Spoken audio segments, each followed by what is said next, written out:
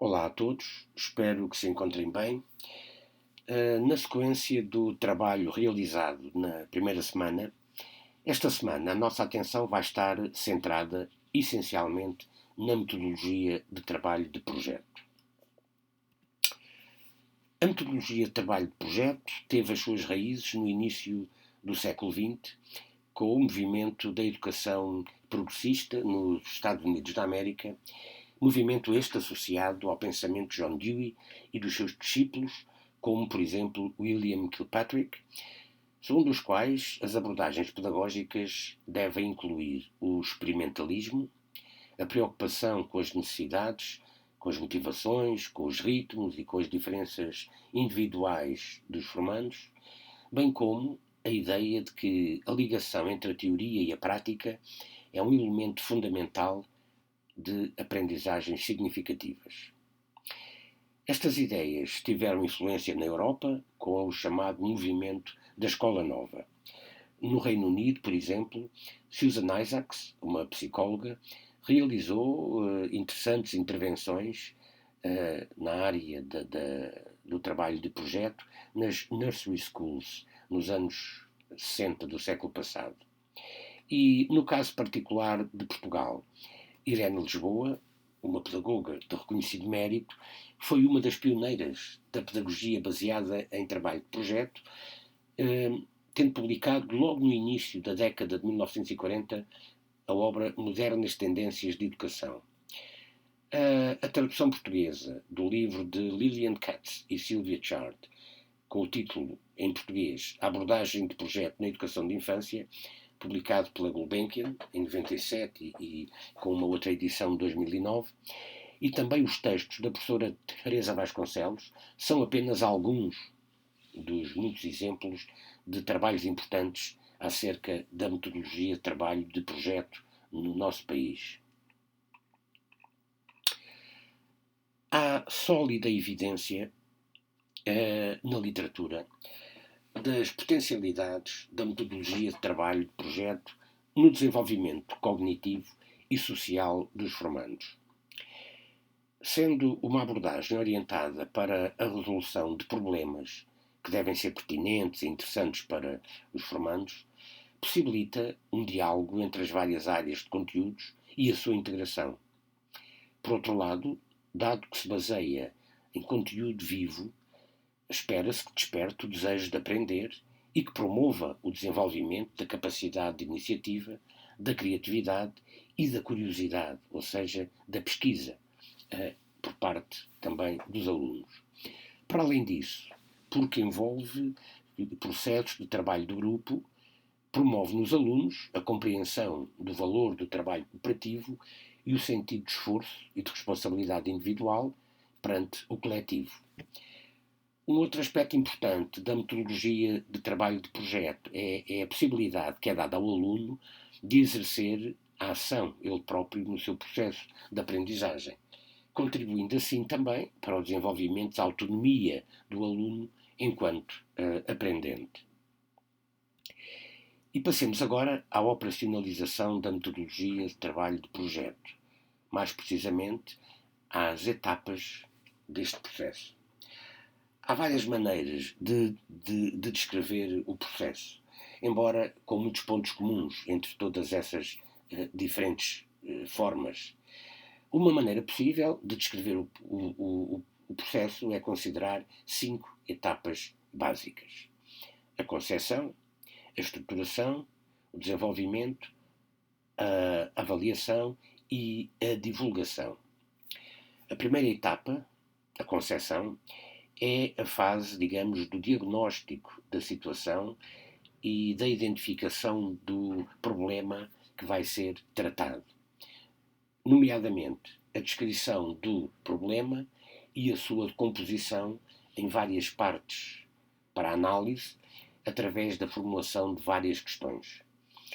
É importante que, nesta fase, a escolha do problema seja feita segundo critérios de autenticidade, isto é aconselhável, ou é de facto imperativo, aliás, que o problema seja autêntico, que tenha relevância e que seja execuível. e que existam vários caminhos de resolução com a integração de várias áreas de saberes. Isto no sentido de cumprir, de facto, os propósitos do trabalho de projeto. A etapa seguinte, a da estruturação, diz respeito à planificação do projeto. É nesta fase que devem ser tomadas decisões relativamente aos métodos e às técnicas de pesquisa que nos pareçam mais apropriados para o que pretendemos alcançar e ter em vista também os recursos necessários à concretização do projeto. A definição das tarefas a cumprir e a calendarização das mesmas são também aspectos importantes a ter em conta nesta segunda fase. A terceira etapa é a etapa do desenvolvimento, ou seja, da execução, o que envolve o trabalho de campo em si mesmo, ou seja, o trabalho de pesquisa para a recolha dos dados necessários à concretização dos objetivos propostos e o tratamento ou análise dos dados recolhidos. A quarta etapa diz respeito à avaliação e consiste na comparação entre os resultados desejados e os resultados efetivamente alcançados, bem como na verificação do impacto do projeto realizado. Por último, a quinta etapa, da divulgação, é o momento de dar a conhecer aos destinatários do projeto o trabalho realizado e o produto do mesmo sob as formas de apresentação consideradas mais adequadas e mais acessíveis. Podem ser escolhidas de entre uma variedade de meios e de formas possíveis. É importante perceber que a existência de uma quarta fase ou numa quarta etapa denominada avaliação não exclui de forma nenhuma a necessidade de garantir ao longo de todo o processo a monitorização do projeto, sendo que a avaliação contínua é um elemento crucial para o sucesso do trabalho de projeto. Em suma, penso que poderemos dizer que o conceito de projeto é revelador do modo como as pessoas e as instituições estão organizadas e da complexidade do mundo atual de que nos fala Edgar Morin. E é nesta perspectiva que penso que poderemos enunciar 5 princípios inerentes à metodologia de trabalho de projeto. O princípio sistémico ou organizacional, que preconiza a ligação do conhecimento das partes com o conhecimento do todo.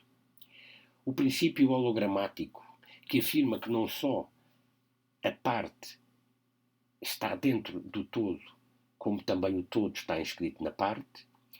O princípio da recursividade ou do circuito retroativo, segundo o qual o conhecimento dos processos autorreguladores fundamentados em múltiplas retroações rompem com o princípio da simples causalidade linear, ou seja, esta visão de que para uma causa, a uma causa corresponde um efeito. Depois o princípio da autonomia, segundo o qual cada pessoa deve reajustar-se, mantendo ainda a sua integridade e a sua própria identidade, o que implica uma linha de pensamento ecológico e o ser capaz de utilizar a subjetividade perante situações complexas. O princípio dialógico, que permite unir dois princípios ou duas noções aparentemente contraditórios e mutuamente exclusivos, mas que são coexistentes e indissociáveis numa mesma realidade. E por fim, um sexto princípio. Eu comecei por dizer ou referir 5 princípios, quando na verdade eu listo 6, sendo que o sexto é o princípio da construção e da reconstrução, segundo o qual todo o conhecimento é uma reconstrução hum, enquadrada nos limites ou confinada aos limites de uma determinada cultura e de um determinado tempo. O que nos obriga a formas de pensar que sejam integradoras, de conhecimentos separados, numa consciência mais abrangente e numa perspectiva de pluralismo que é uma característica da pós-modernidade. Termino propondo-vos um tópico para reflexão: a execuibilidade da metodologia do trabalho de projeto com alunos de educação especial. Convido-vos a, durante a semana, pensar acerca deste tópico, se considerarem que esta metodologia é execuível de ser implementada com alunos da educação especial. Gostaria também que pensassem em exemplos, como fazê-lo e por que fazê-lo. E o resultado desta reflexão servirá para animar a discussão que faremos na próxima semana, quando nos voltarmos a encontrar. Então, obrigado pela vossa atenção, bom trabalho e boa semana.